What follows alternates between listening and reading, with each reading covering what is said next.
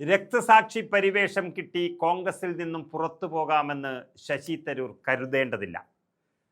രാജ്മോഹൻ ഉണ്ണിത്താൻ ശബ്ദമുയർത്തുകയാണ്. തരൂർ ഇക്കാലയളവ് കൊണ്ട് കോൺഗ്രസിൽ നിന്നും കിട്ടാവുന്ന എല്ലാ ഗുണങ്ങളും വാങ്ങിക്കൂട്ടിയ ഒരു നേതാവുണ്ടെങ്കിൽ അത് തരൂറാണ്. ഒരു വേള കോൺഗ്രസിന്റെ പ്രസിഡന്റ് സ്ഥാനത്തേക്ക് വരെ മത്സരിക്കുകയും ചെയ്തിട്ടുണ്ട്. എന്നിട്ടും പക്ഷെ ഇന്നും തരൂർ സ്തുതി പാടുന്നതും കൈയടിക്കുന്നതും മോദിയെ മാത്രം നോക്കിയാണ്. പക്ഷേ രാജ്യത്തിൻ്റെ പ്രതിപക്ഷ നേതാവ് വോട്ട് കൊള്ളയടക്കം തെളിവുകൾ നിരത്തി രാജ്യത്തിൻ്റെ മുന്നിൽ ഇട്ടുകൊടുക്കുമ്പോഴും ബുദ്ധിമാനെന്ന് വിശേഷിപ്പിക്കുന്ന തരൂറിന് അതുമാത്രം അംഗീകരിക്കാനാവില്ല. പിന്നെയും അദ്ദേഹം പറയുന്നത് രാഹുൽ കുടുംബവാഴ്ചയുടെ മുഖമാണ് എന്നുള്ളതാണ്. എന്നാൽ അതേസമയം കോൺഗ്രസിന് വേണ്ടി ഈ തദ്ദേശ തെരഞ്ഞെടുപ്പിൽ തിരുവനന്തപുരത്തിറങ്ങി ശബരിനാഥിന് വേണ്ടി വോട്ട് ചോദിക്കുകയും ചെയ്തത് ഇതേ തരൂർ തന്നെയാണ്. ആ തരൂറിനെ കഴിച്ചിട്ടിറക്കാനും മധുരിച്ചിട്ട് തുപ്പാനും വയ്യാത്തൊരു സ്ഥിതിവിശേഷത്തിലാണ് ഇപ്പോൾ കോൺഗ്രസ് ഇരിക്കുന്നത്. എന്നാൽ അവിടെയാണ് ഉണ്ണിത്താൻ തരൂറിൽ നിന്നുണ്ടാകുന്ന ഈ കയ്പിനെ കഷ്ടപ്പെട്ടിറക്കാതെ പുറത്തേക്കൊറ്റ തുപ്പ് തുപ്പുന്നത്. സത്യത്തിൽ ഈ സമയത്ത് അത് അനിവാര്യമാണ്. കാരണം തെരഞ്ഞെടുപ്പ് കേരളത്തിൽ കൊടുമ്പിരി കൊള്ളുന്ന ഒരു സമയമാണ് ഇത്. ആ സമയത്ത് തരൂറിൻ്റെ വാ അടപ്പിച്ചേ മതിയാകൂ. ഇനി തരൂറിനോട് പറയാനുള്ളത് കോൺഗ്രസിൽ നിന്നും അടിച്ച് പുറത്താക്കിയാൽ തരൂരിനെ വലിയ പദവികളും കസേരകളും നൽകി BJP സ്വീകരിക്കുമെന്നാണ്. അത് കരുതിയെങ്കിൽ അത് തെറ്റാണ്. കാരണം BJPക്കാരനായ ബുദ്ധിജീവിയായ വിശ്വപൗരനായ ഒരു തരൂറിനെ BJPക്കോ മോദിക്കോ വേണ്ട. പകരം കോൺഗ്രസ്സുകാരനായ മോദി സ്തുതി പാടുന്ന തരൂറിനെ മാത്രമേ അവർക്ക് വേണ്ടിയുള്ളൂ. അതാണ് ഉപരാഷ്ട്രപതി തെരഞ്ഞെടുപ്പിൽ സംഭവിച്ചത്. ഒരു വേള തരൂർ BJPയുടെ ഉപരാഷ്ട്രപതി സ്ഥാനാർത്ഥിയാകുമെന്ന് വരെ സകല മാധ്യമങ്ങളും കൊട്ടിപ്പാടി നടന്നു. പക്ഷെ അവസാനം എന്തുണ്ടായി? കറകളഞ്ഞൊരു RSSകാരൻ തന്നെ ആ പദവിയിലേക്കെത്തി. അതുകൊണ്ടാണ് എല്ലാ പദവികളും നൽകി താങ്കളെ അംഗീകരിച്ച കോൺഗ്രസ് പാർട്ടിക്ക് വേണ്ടി നിലയുറപ്പിക്കണമെന്ന്. പക്ഷെ ആര് കേൾക്കാൻ? ചങ്കരൻ പിന്നീൻ തെങ്ങിൻ തന്നെ എന്ന് പറഞ്ഞതുപോലെയാണ് തരൂറിൻ്റെ കാര്യം. എന്നാൽ അതേസമയം രാംനാഥ് ഗോയങ്ക് അനുസ്മരണ ചടങ്ങിൽ മോദി നടത്തിയ പ്രസംഗത്തെ പുകഴ്ത്തി എപ്പോഴത്തെയും പോലെ തരൂർ തൻ്റെ എക്സിൽ ഒരു പോസ്റ്റ് ഇട്ടിരുന്നു. എന്നാൽ അതിന് പിന്നാലെ സന്ദീപ് ദീക്ഷിത് അടക്കമുള്ള കോൺഗ്രസ് നേതാക്കൾ തരൂർ കോൺഗ്രസിൽ തുടരാൻ യോഗ്യനല്ല എന്ന രൂക്ഷ വിമർശനവും ഉയർത്തിയിരുന്നു. എന്നാൽ ഈ വിഷയത്തിൽ തരൂർ ഇപ്പോൾ വീണ്ടും മലക്കം മറിയുകയാണ്. പ്രധാനമന്ത്രിയുടെ പ്രസംഗത്തെ പ്രശംസിച്ചിട്ടില്ല, പകരം വിവരിച്ചു എന്നേയുള്ളൂ എന്നാണ് ഇപ്പോഴത്തെ തരൂറിൻ്റെ വിചിത്രവാദം. പക്ഷേ നരേന്ദ്രമോദിക്ക് വേണ്ടി കൈയടിക്കുന്ന തരൂറിൻ്റെ വീഡിയോ സകല മാധ്യമങ്ങളിലും വന്നു നിറഞ്ഞത് നമ്മൾ കണ്ടതാണ്. അതുകൊണ്ട് തന്നെ കോൺഗ്രസിനെ ആവശ്യത്തിന് ഊറ്റിക്കുടിക്കുന്ന ഇത്തിൽക്കണ്ണിയായ ശശി തരൂർ കോൺഗ്രസ് വിട്ടു പോകുന്നതാണ് നല്ലതെന്നാണ് ഉണ്ണിത്താൻ പറയുന്നത്.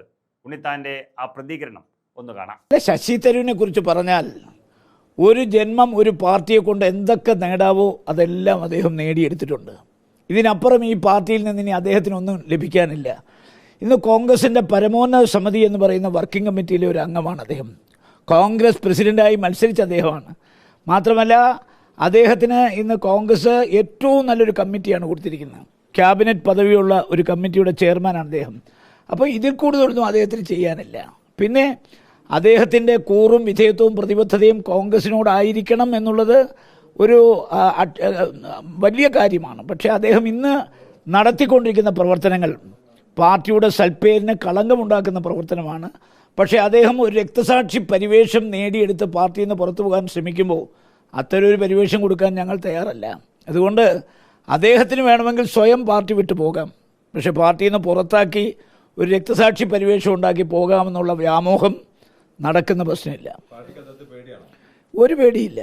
ശശി തരൂരിനെ കൈകാര്യം ചെയ്യുന്ന നേതൃത്വത്തിന് കേരളത്തിലെ നേതൃത്വത്തിന് എന്തെങ്കിലും ഒരു വീഴ്ച പറ്റിയതായി തോന്നുന്നു? കേരളത്തിലെ കോൺഗ്രസിന് ഒരു വീഴ്ചയും പറ്റിയിട്ടില്ല. കേരളത്തിലെ കോൺഗ്രസിന് എന്ത് വീഴ്ചയാണ് പറ്റുന്നത്? അദ്ദേഹം കോൺഗ്രസ് പ്രസിഡന്റ് സ്ഥാനത്തേക്ക് മത്സരിച്ച ആളാണ്, വർക്കിംഗ് കമ്മിറ്റി മെമ്പറാണ്.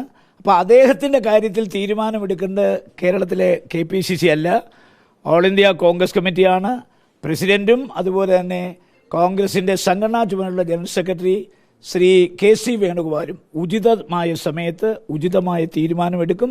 അതിനാർക്കും ഒരു സംശയവും വേണ്ട.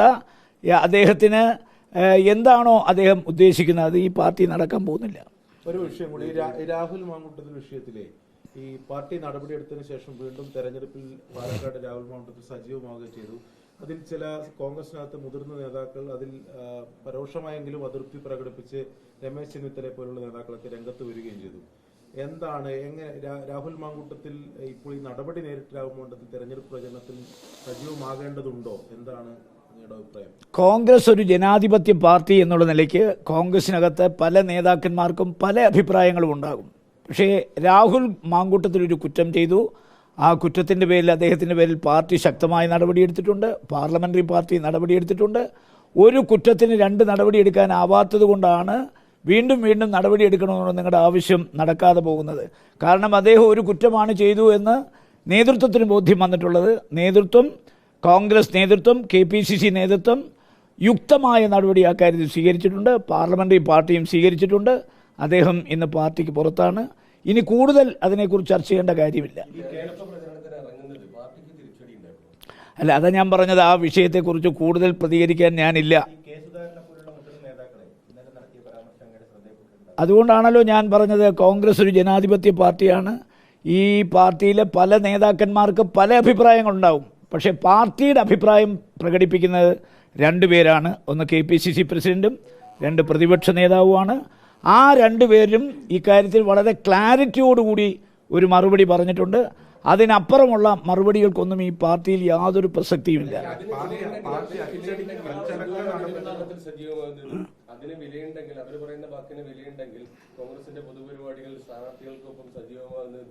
അല്ല, ഞാനത് നിങ്ങളിപ്പോൾ രാജ്മോഹൻ ഉണ്ണിത്താനോടാണ് ചോദ്യം ചോദിക്കുന്നത്. കാസർഗോഡ് MP ഞാൻ. ഈ ചോദ്യം നിങ്ങൾ അയാളോടാണ് ചോദിക്കേണ്ടത്. അയാളോട് നിങ്ങളുടെ പാലക്കാട് ലേഖകനോട് പറയൂ, അയാളോട് ചോദിക്കാൻ. അയാൾ നോ ഇത് എൻ്റെ മുമ്പിൽ വരുന്നൊരു വിഷയമല്ല. ഇപ്പം നിങ്ങൾ ചോദിച്ച ചോദ്യത്തിൻ്റെ ഉത്തരം പറയേണ്ടത് രാഹുൽ മാങ്കൂട്ടമാണ്. നിങ്ങൾ അദ്ദേഹത്തോട് ചോദിക്കൂ. അല്ല, ഞാൻ പറയേണ്ട കാര്യങ്ങൾക്ക് അഭിപ്രായം പറയാറുള്ളൂ. അനാവശ്യമായ ഒരു കാര്യങ്ങൾക്കും മറുപടി പറയാൻ ഞാനില്ല. മാത്രമല്ല, നിങ്ങൾക്കറിയാമല്ലോ, ഞാൻ കാസർഗോഡ് MP ആയതിനു ശേഷം ഒരു വിവാദ വിഷയങ്ങളിൽ ഞാൻ ഇടപെടാറില്ല. ഒരു വിവാദ വിഷയങ്ങളിൽ ഞാൻ മറുപടി പറയാറില്ല. പിന്നെ നിങ്ങൾ മാധ്യമപ്രവർത്തകരാണ് എന്നെ ഇവിടെ എത്തിച്ചത്. അതുകൊണ്ട് നിങ്ങളോട് വളരെ മര്യാദയ്ക്ക് മറുപടി പറയുക എന്നുള്ള എൻ്റെ ഒരു രാഷ്ട്രീയ ബോധത്തിൻ്റെ ഭാഗമാണ്. അതുകൊണ്ട് നിങ്ങൾ ഏത് ചോദ്യം ചോദിച്ചാലും ഞാൻ പ്രകോപിതനാവില്ല. കാരണം നിങ്ങൾ ചോദിക്കുന്ന പ്രകോപനമായ ചോദ്യത്തിലും എൻ്റെ വളർച്ചയുടെ ഒരു അംശമുണ്ട്. അതിപ്പോൾ KPCC പ്രസിഡന്റ് വരുന്നുണ്ട്, അദ്ദേഹത്തോട് ചോദിച്ചാൽ മതി. ശശി തരൂരിനെ കുറിച്ച് പറഞ്ഞാൽ, ഒരു ജന്മം ഒരു പാർട്ടിയെ കൊണ്ട് എന്തൊക്കെ നേടാവോ അതെല്ലാം അദ്ദേഹം നേടിയെടുത്തിട്ടുണ്ട്. ഇതിനപ്പുറം ഈ പാർട്ടിയിൽ നിന്ന് ഇനി അദ്ദേഹത്തിനൊന്നും ലഭിക്കാനില്ല. ഇന്ന് കോൺഗ്രസിൻ്റെ പരമോന്നത സമിതി എന്ന് പറയുന്ന വർക്കിംഗ് കമ്മിറ്റിയിലെ ഒരു അംഗമാണ് അദ്ദേഹം. അല്ല, ഇത് പ്രാദേശിക തെരഞ്ഞെടുപ്പാണ്. അസംബ്ലിയിലേക്കോ പാർലമെൻറ്റിലേക്കോ നടക്കുന്ന തെരഞ്ഞെടുപ്പല്ല. അപ്പോൾ സ്വാഭാവികമായി ഒരുപാട് ആളുകൾക്ക് തെരഞ്ഞെടുപ്പിൽ മത്സരിക്കണമെന്ന് ആഗ്രഹം ഉണ്ടാവും. എല്ലാവർക്കും ഇപ്പോൾ സീറ്റ് കൊടുക്കാൻ പാർട്ടിയെ കൊണ്ടാവില്ല. അപ്പോൾ സ്വാഭാവികമായി സീറ്റ് മോഹികളായ കുറേ പേര് എല്ലാ കാലത്തും പ്രശ്നങ്ങൾ ഉണ്ടാക്കാറുണ്ട്. അത് കോൺഗ്രസിൽ മാത്രമല്ല, എല്ലാ പാർട്ടിയിലും ഉണ്ട്. BJPയിലും പ്രശ്നങ്ങളുണ്ട്, മാർക്സിസ്റ്റ് പാർട്ടിയിലും പ്രശ്നങ്ങളുണ്ട്. BJPയുടെയും മാർക്സിസ്റ്റ് പാർട്ടിയുടെയും പ്രശ്നങ്ങൾ തമ്മിലൊരു താരതമ്യം പഠനം നടത്തിയാൽ കോൺഗ്രസിൽ വളരെ പ്രശ്നങ്ങൾ കുറവാണ്. അതുകൊണ്ട് എല്ലാ കാലത്തും ഉണ്ടാകുന്ന പ്രശ്നങ്ങളല്ലാതെ ഒരു പുതിയ പ്രശ്നങ്ങളൊന്നും കാസർഗോട്ടുള്ളതായി ഞാൻ കാണുന്നില്ല. അല്ല, അത്രയും ബാലിശമായ അഭിപ്രായങ്ങൾക്ക് മറുപടി പറയേണ്ട ഒരാളല്ല ഞാൻ. കാരണം അതൊക്കെ വളരെ ബാലിശമായ കാര്യങ്ങളാണ്. തെരഞ്ഞെടുപ്പ് സ്ഥാനാർത്ഥി നിർണ്ണയിക്കുന്നതിനൊരു പ്രക്രിയയുണ്ട്. ആ പ്രക്രിയയുടെ അടിസ്ഥാനത്തിലാണ് സ്ഥാനാർത്ഥി നിർണ്ണയം നടത്തുന്നത്. കേരളത്തിലെ 14 ജില്ലയിലും കോർ കമ്മിറ്റി രൂപീകരിച്ചിട്ടുണ്ട്. ആ കോർ കമ്മിറ്റിയാണ് സ്ഥാനാർത്ഥികളെ നിശ്ചയിച്ചത്. അതിലേതെങ്കിലും ഒരു വ്യക്തിക്ക് എന്തെങ്കിലും ആധിപത്യം പുലർത്താൻ കഴിയുമെന്നുള്ള വിശ്വാസം എനിക്കില്ല. അങ്ങനെ ആധിപത്യം പുലർത്തിയെങ്കിൽ മാത്രമല്ല ഈ പറയപ്പെടുന്ന ആരോപണത്തിന് അടിസ്ഥാനമുണ്ട്. അതുകൊണ്ട് കോർ കമ്മിറ്റിയാണ് സ്ഥാനാർത്ഥികളെ തീരുമാനിച്ചത്. ആ കോർ കമ്മിറ്റി എടുത്ത തീരുമാനമാണ് പാർട്ടി അംഗീകരിച്ചത്. മറ്റിടങ്ങളിൽ ഇല്ലാത്ത പോലെ DCC ഓഫീസിൽ വെച്ച് കയ്യാങ്കളി ഉണ്ടാവുന്നു. മഞ്ചേശ്വരത്ത് പാർട്ടി ഓഫീസ് കൂട്ടി പ്രവർത്തകർ പോകുന്നു. DCC പ്രസിഡന്റിനെതിരെ സീറ്റിൽ നടത്തിയെന്ന് ആരോപണം വരുന്നു. മറ്റിടങ്ങളിൽ പ്രാദേശികമായി ഉണ്ടാകുന്ന വിഷയത്തിനപ്പുറത്തേക്ക് ഗുരുതരമായിട്ടുള്ള എന്തെങ്കിലും സാഹചര്യം കാസർഗോഡുണ്ടോ? ഞാൻ പറഞ്ഞല്ലോ, ഒരു മുന്നണി സംവിധാനം എന്ന് പറയുമ്പോൾ അതിന് നേതൃത്വം കൊടുക്കുന്ന കോൺഗ്രസ് പാർട്ടിയാണ്. നമ്മൾ ചില യാഥാർത്ഥ്യങ്ങൾ അംഗീകരിച്ചേ മതിയാവൂ. കാസർഗോഡ് ജില്ലയിൽ ലീഗിന് അതിശക്തമായ വേരോട്ടമുള്ളൊരു ജില്ലയാണ്. അപ്പോൾ സ്വാഭാവികമായി തെക്കൻ തിരുവിതാംകൂറിലും മധ്യ തിരുവിതാംകൂറിലും ഒക്കെ കോൺഗ്രസിന് ആധിപത്യമുള്ളതുപോലെ ലീഗിന് ആധിപത്യമുള്ളൊരു ജില്ലയാണ്. അപ്പോൾ സ്വാഭാവികമായി ലീഗുമായി ചർച്ച നടക്കുമ്പോൾ കുറേ വിട്ടുവീഴ്ചകൾ കോൺഗ്രസിൻ്റെ ഭാഗത്തുനിന്ന് ചെയ്യേണ്ടി വരും. ലീഗ് ഉത്തര മലബാർ തെക്കൻ കേരളത്തിൽ ചെയ്യുന്നില്ലേ? അത് സ്വാഭാവികമാണ്. അതുകൊണ്ട് ഇപ്പോൾ സ്ഥാനാർത്ഥിത്വം വേണമെന്ന് ആഗ്രഹിക്കുന്ന എല്ലാവർക്കും സ്ഥാനാർത്ഥിത്വം കൊടുക്കാൻ പാർട്ടിക്കാവില്ല. അതുകൊണ്ട് ചില സ്ഥലങ്ങളിൽ സീറ്റ് കിട്ടാത്ത ആളുകൾ അല്ലെങ്കിൽ ലീഗിന് സീറ്റ് കൊടുത്തതിൽ അമർഷമുള്ള ആളുകളാണ് ഇത്തരം പ്രക്രിയകൾ നടത്തിയിട്ടുള്ളത്. അതിനെ പാർട്ടി ഗൗരവത്തിലെടുക്കുന്നില്ല. കാരണം അതൊക്കെ ഇനി അങ്ങോട്ടുള്ള നാളുകളിൽ ശരീരം കൊണ്ടും മനസ്സുകൊണ്ടും UDF ഒറ്റക്കെട്ടായി പ്രവർത്തിക്കുമ്പോൾ അത്തരം ആരോപണങ്ങൾക്ക് യാതൊരു പ്രസക്തിയില്ലാതാകും.